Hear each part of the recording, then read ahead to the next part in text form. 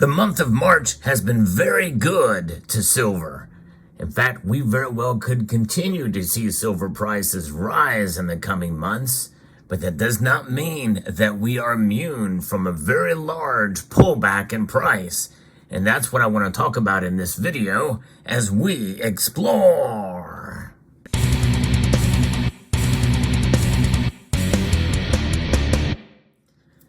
If you look at a chart for the month of March and silver, well, it's been very bullish. The price has been mostly in a northerly direction, rising, but there has been some pullbacks in silver's price.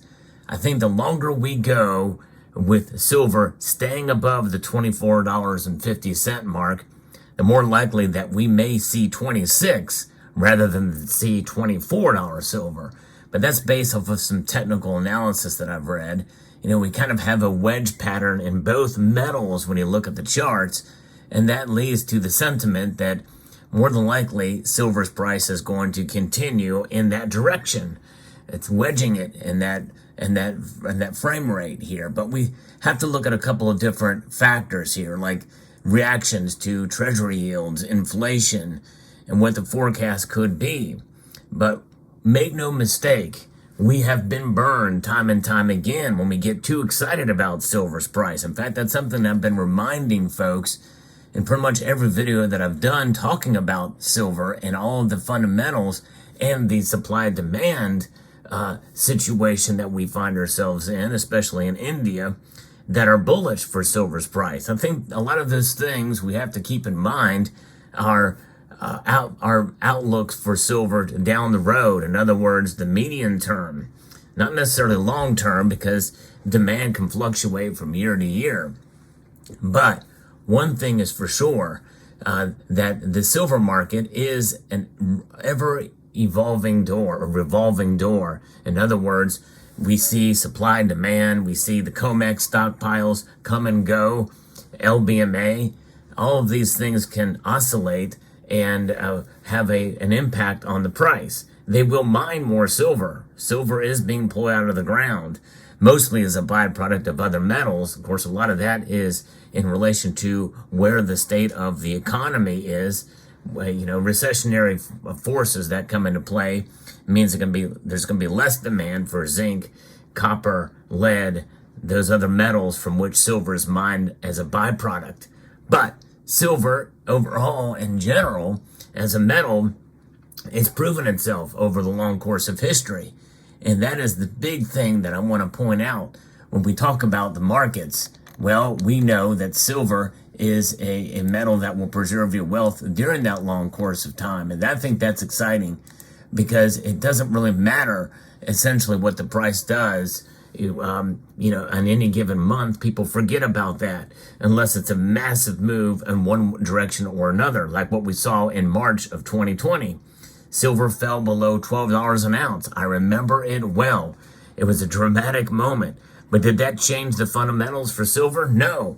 Good luck finding silver anywhere near that price. In fact, during that time, you were hard-pressed to find silver for under $20 an ounce. It's just the dynamic. There is something about price discovery in silver, and spot price isn't the be-all, end-all when it comes to silver. Especially when you go to sell in the market today, I'm hearing more and more people saying that they're getting, 5% under spot for silver. And that is probably based off the bid price as well. So keep that in mind too. But we could see a pullback.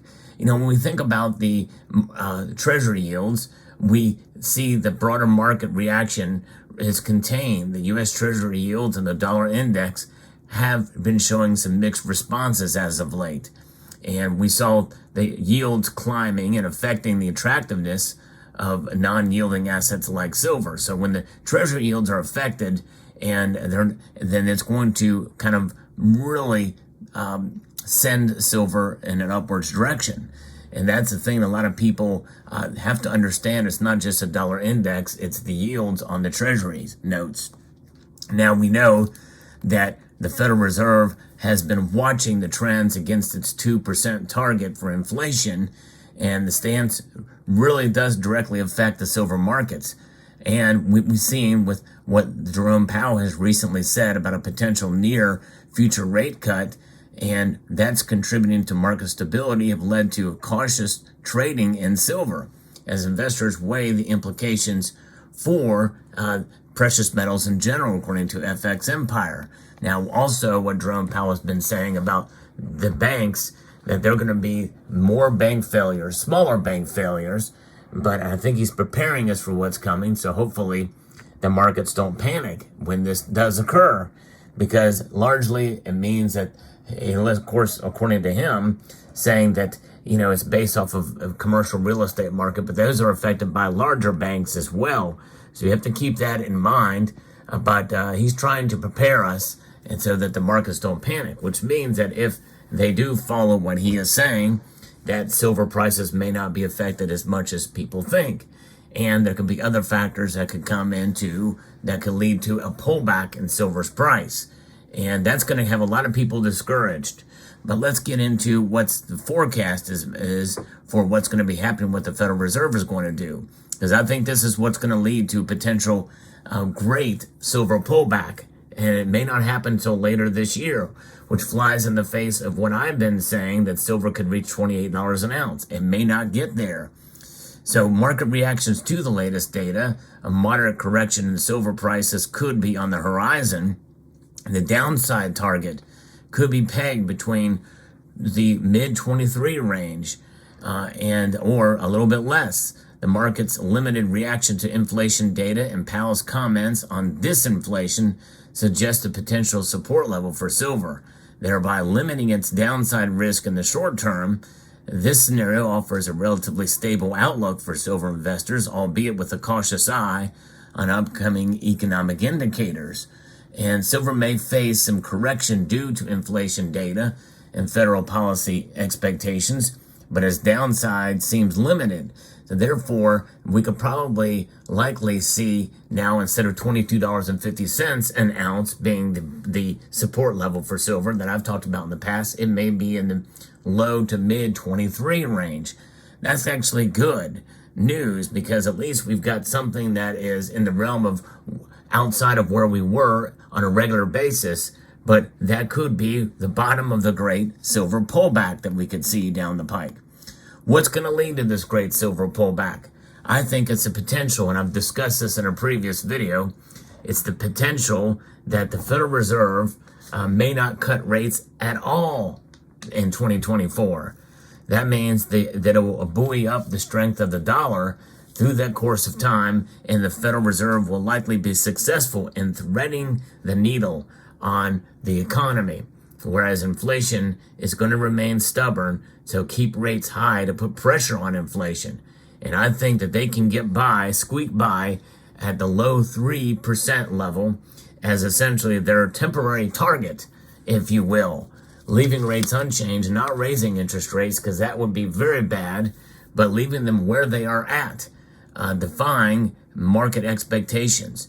Most people think about a June lowering of the rates. I've been saying July, but what if it doesn't happen? What if it doesn't happen at all? That could lead to silver's price pulling back and to that mid 23 range. And that is something we have to keep in mind and understand, that could be a possibility. Do not, and I repeat this, actually I have not even said it once yet, so my repetition hasn't occurred yet, but I'm going to repeat it again because I think it's so important to not be discouraged if silver prices fall into the mid-23s or even below. Really, it doesn't matter what the price does. As long as you hold it, you've got it. You've not realized any losses unless you sell at the bottom. You don't want to do that. We've had that happen based off of a prime minister of the United Kingdom back in the early 2000s. That's called Brown's Bottom. You do not want to be in the middle of Brown's Bottom. It's a stinky place to be, if you know what I mean. It's kind of like a Pakistani balla song. These things are a dime a dozen, but these not worth a whole lot of money. They're cheap. It's on the cheap, but that's all right. You have silver, which definitely has, and the thing is this thing does have a metallic value to it, brass and stainless steel. Now, silver is a metal that does maintain its value proposition over the course of time. And that is the message I want to send to you now in this video. The great silver pullback could be ahead.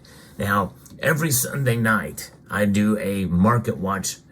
We watch the markets live as they open up in Asia, Shanghai, Hong Kong. We watch the markets pull out. And I think that tonight, this video is being recorded on a Sunday, but any given Sunday, I hope you will come and check out our market watch. And I think that we're going to see the metals prices move back down. We're already starting to see it with gold. So I believe tonight we're going to see silver pull back some. And it could be the beginning of a smaller pullback, but I think the great silver pullback could be coming. I'm not saying it will, but I tend to be a little bit contrarian with the silver markets. But it does not mean that I'm anti-silver. It does not mean that I hate silver, but I like to be as realistic about silver as possible and prepare my audience that it could happen and it does not change a thing. My theme for 2024, really for both precious metals, no matter what they do, and gold is trading at an all-time high right now, but to look beyond price and think about the metals as a savings vehicle, an insurance policy against the absolute worst that could happen, but anything in between of a level of bad news that could come with regards to the economy. Silver provides that hedge against what is happening now and what could be happening in the future. And so therefore, it's a savings vehicle. It's having your money outside of the system. If you look at silver as a commodity money, then it really does make sense. And so that's what it's there for. This is why we stack. We look forward to this dips as well for buying opportunities. If you can make that happen based off of your own economic situation, your fiscal situation. But I hope you found this video informative, insightful, and educational. And I would like to extend a multitude of gratitude to each and every one of you for taking the time to watch and to encourage you to please rate, share, comment, and subscribe.